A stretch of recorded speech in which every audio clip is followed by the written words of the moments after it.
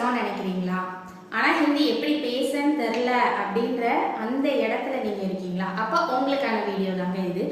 இந்த வீடியோவில் நம்ம ஹிந்தி நம்ம எப்படி பேசலாம், பேசுகிறதுக்கு ஃபர்ஸ்ட் நம்ம என்ன பண்ணணும் அப்படின்றது தான் இந்த வீடியோவில் பார்க்க போகிறோம்.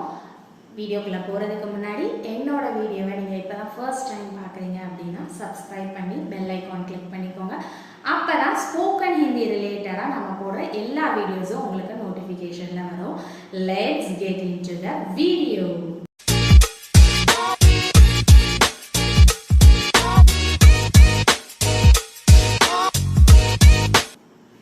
ஒரு லாங்குவேஜ் கற்றுக்கிறதுன்றது கஷ்டமா?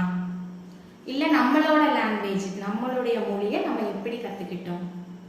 நம்ம கிராமர்லாம் தெரிஞ்சுக்கிட்டு தான் பேசவே ஆரம்பித்தோமா? இல்லையே. நம்மளோட ஃபஸ்ட்டு ஸ்டெப் என்னவா இருந்துச்சு? நம்ம குழந்தையா இருக்கிறதுலேருந்தே நம்ம ஆரம்பிப்போம். குழந்தையா நம்ம பேச ஆரம்பிக்கிறப்ப நமக்கு கிராமர் தெரியாது. ஆனால் நம்ம வார்த்தைகள்லாம் பேசணுமே எப்படி? விஷயம் நம்ம கேட்டுக்கிட்டே இருந்தோம். லிசன். நம்மளை சுற்றி நம்மளோட அப்பா அம்மா சொந்தக்காரங்க எல்லாருமே என்ன பேசுகிறாங்க அப்படின்றத நம்ம அந்த ஒரு பேச ஆரம்பிக்கிறதுக்கு ஒரு 10 மாதம் 1 வருஷம் ஆகும்னு வச்சுக்கோங்களேன். ஒவ்வொரு குழந்தையோட இதை பொறுத்தது. ஆனால் பேச ஆரம்பிக்கிறதுல கிராமர் தெரிஞ்சு பேசுறது கிடையாது. நம்ம பேசின வார்த்தைகள் எல்லாம் கவனித்து அதை அடுத்து அதை என்ன பண்ணுறாங்க, அதை அவங்க ரிப்பீட் பண்ணுறாங்க. நம்ம தண்ணி அப்படின்னு சொல்லி இருந்திருக்கலாம். ஸோ அப்போ தண்ணி அப்படின்னு கேட்கறதுல நம்ம இதை கொடுக்குறாங்க. அப்போ இதுதான் தண்ணி அப்படின்னு நம்ம என்ன பண்ணிக்கிறாங்க, குழந்தைங்க ரிலேட் பண்ணிக்கிறாங்க. அதே மெத்தடு தான் நம்மளும் ஹிந்தியில் பேசணும் அப்படின்னா நம்ம கற்றுக்க வேண்டிய ஒரு மெத்தட். நம்ம பண்ண வேண்டிய வேலை லிசனிங். கேட்டுக்கிட்டே இருக்கணுங்க. நமக்கு புரியுதோ புரியலையோ கேட்டுக்கிட்டே இருக்கணும். ஆனால் கேட்டால் மட்டும் போதுமா அப்படின்னு கேட்டிங்கன்னா கிடையாது. நம்ம கேட்குறத விட ஒரு விஷயத்த பார்த்து கேட்கணும். ஏன்னா நம்ம சின்ன பிள்ளையா இருக்கிறதுலையும் நம்ம அதுதானே பண்ணோம் இல்லையா? ஒரு விஷயம் பேசுகிறாங்கன்னா நம்ம பண்ணுற உடல் அசைவுகள், அந்த எதை எடுத்துகிட்டு வரோம், அதெல்லாம் வச்சு தான் நம்ம தெரிஞ்சுக்கிறோம். அப்போ தண்ணீர் அப்படின்னா இதுதான் போல். அவங்க பேசுறதுல இல்லை பாட்டில் பற்றி பேசுகிறாங்க, அந்த பாட்டில் எடுத்து காமிச்சு பேசுகிறாங்கன்றப்ப பாட்டில் அப்படின்றது நம்ம குழந்தையா இருக்கிறதுலேயே நம்மளோட மைண்டில் ரிஜிஸ்டர் ஆகுது. அதே மெத்தடு தாங்க ஹிந்தி. நீங்கள் பேசணும் அப்படின்னு நினைக்கிறீங்க அப்படின்னா ஃபர்ஸ்ட் ஹிந்தியில் உங்களுக்கு எது ரொம்ப இன்ட்ரெஸ்டடான ஒரு டாப்பிக்கோ அது ரிலேட்டடாக ஹிந்தியில் பாருங்கள், கேளுங்க. உங்களுக்கு பிடிச்ச விஷயத்தை எடுத்துக்கோங்க. அப்போ தான் நமக்கு இதில் என்ன கிடைக்கும், கன்சிஸ்டன்சி கிடைக்கும். இல்லை நான் சொன்னாங்க, எனக்கு ஒருத்தவங்க ஹிந்தி பார்க்கணும்னு சொல்லியிருக்காங்க, அதனால் நான் பார்க்குறேன்னா ஒரு நாள் பார்க்கலாம், 2 நாள் பார்க்கலாம். அதுக்கப்புறம் அது ஒரு ஃபோர்ஸ், யாரோ ஒருத்தவங்க நம்மளை தள்ளி விட்டு பண்ணுற மாதிரி. அப்படி பண்ணிங்கன்னா நம்ம 2 நாள் இல்லை 1 வாரம் மேக்ஸிமம். அதுக்கப்புறம் நம்ம பண்ண மாட்டோம். உங்களுக்கு பிடிச்சது என்னவோ அதை சூஸ் பண்ணுங்கள். உங்களுக்கு அட்வென்ச்சரஸ் ஸ்டோரிஸ் பிடிக்கலாம், இல்லை காமெடி பார்க்க பிடிக்கலாம், பாட்டு கேட்க பிடிக்கலாம், ஒரு சிலருக்கு சீரியல்ஸ் பார்க்க பிடிக்கும், ஒரு சிலருக்கு வெப் சீரிஸ் பார்க்குறது பிடிக்கும். உங்களுக்கு எது விருப்பம்? நான் இதை ஆரம்பிச்சேன்னா கண்டிப்பாக இதை கண்டினியூஸாக பண்ணுவேன். நீங்கள் எதை நினைக்கிறீங்களோ அதை ஃபஸ்ட்டு நீங்கள் ஃபிக்ஸ் பண்ணுங்கள். ஃபிக்ஸ் பண்ணதுக்கப்புறம் நான் டெய்லி 10 மினிட்ஸ் பார்க்க போகிறேன், இல்லை 30 மினிட்ஸ் பார்க்க போகிறேன், 45 மினிட்ஸ், அதை டிசைட் பண்ணி அதை கன்சிஸ்டன்சியாக பண்ணுங்கள். அதை பிரேக் பண்ணவே பண்ணாதீங்க. இப்படி பண்ணதில் ஒன்றுமே தெரியாமல் தான் நம்ம பார்த்துக்கிட்டு இருக்கோம், கேட்டுக்கிட்டு இருக்கோம். ஆனால் நீங்கள் ஒரு 3-4 டேஸ் பார்க்குறீங்கன்னு வச்சுப்போம், 10 மினிட்ஸ் பார்க்குறீங்க. அதுலேருந்து நம்மளால் ஒரு 5 வேர்டு கற்றுக்க முடியாமல் இருக்குமா? கிடையவே கிடையாது.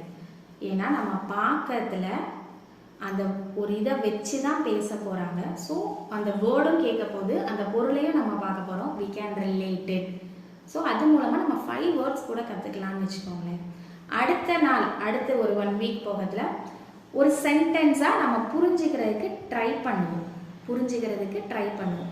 ஒவ்வொரு வார்த்தையும் சொல்லத்துல ஒரு இதை வச்சு காமிக்கிறதுல, ஓ அப்போ அவங்க இதை தான் சொல்ல வர்றாங்க போல அப்படின்னு புரிஞ்சுப்போம்.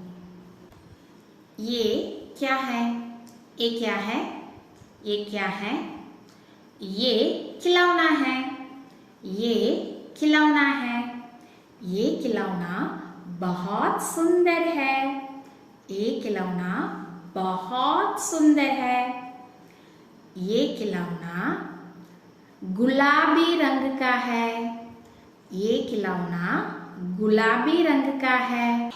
இப்போ நம்ம என்ன சென்டென்சஸ்லாம் பார்த்தோம்? ये क्या है? ये खिलौना है। ये खिलौना बहुत सुंदर है। ये खिलौना गुलाबी रंग का है। 4 சென்டென்ஸ் பார்த்தோம் இல்லையா? இந்த சென்டென்சஸ்ல உங்களுக்கு என்ன புரிஞ்சிச்சு அப்படின்றத கமெண்ட்ல சொல்லுங்க. வீடியோ பாஸ் பண்ணிட்டு கூட சொல்லுங்க.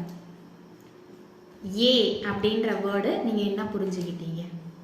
இப்போ நான் இந்த பொம்மையை வச்சு தான் பேசினேன். அப்போ நான் இதை இப்படி காமிச்சு பேசுகிறேன். ஏ அப்போ இது என்னவா இருக்க வாய்ப்பு இருக்குது? இந்த ஏ அப்படின்றது என்னவா இருக்கும்? ஏ அப்படின்றது அப்போ இது கிலௌனா ஹே. நீங்கள் இதை கரடின்னு நினச்சிருந்துருக்கலாம். Not bad, it's correct only. ஏன்னா நான் வந்து ஒரு இதை காமிச்சு தான் பேசியிருக்கேன். அப்போ நீங்கள் இது கரடின்னு நினச்சிருக்கலாம். அது தப்பு இல்லை. கிலௌனா அப்படின்னா என்னது? டால். இந்த இடத்துல தான் நமக்கு வேர்ட்ஸுக்குரிய மீனிங் ப்ளஸ் கிராமரும் தேவைப்படுது. ஆனால் இதை வச்சு நீங்கள் சில வேர்ட்ஸ் கண்டிப்பாக கற்றுக்கிட்டு இருந்திருப்பீங்க. அடுத்து நான் என்ன சொன்னேன்? ஏ கிலௌனா பஹாத் சுந்தர் ஹே அப்படின்னு சொன்னேன். பஹாத் சுந்தர் ஹே. அப்போ இப்படி சொல்லத்துல நீங்கள் எதாவது ஓ இது சூப்பராக இருக்குன்னு சொல்கிறாங்க போல், ஆனால் இப்படி காமிச்சு சொல்கிறாங்க, அப்போ இது பியூட்டிஃபுல்லாக இருக்குன்னு சொல்கிறாங்க போல். அப்போ இதில் எந்த வேர்டு புதுசாக வந்துச்சு? சுந்தர்.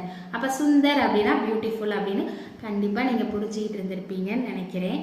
இந்த மாதிரி மெத்தடில் நம்ம பார்த்து கேட்டு கற்றுக்கத்துல அது நம்மளோட மைண்டில் நல்லா ரிஜிஸ்டர் ஆயிரும்.